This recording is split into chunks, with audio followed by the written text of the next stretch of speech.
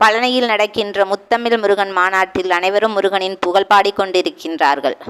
சிறுவனாக இருந்து சினம் கொண்டு சூரனை வதம் செய்ய சென்ற முருகனின் மனநிலை எவ்வாறு இருந்திருக்கும்?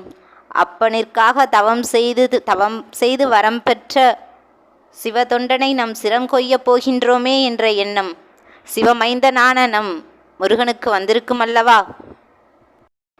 அதனால்தான் மரமாகி நின்ற சூரனை இரண்டாக பிளந்து மயிலாக தன்னோடு ஏற்றுக்கொண்ட மகாமணம் படைத்த குழந்தை முருகன் என்று அவரை வர்ணிப்பதா?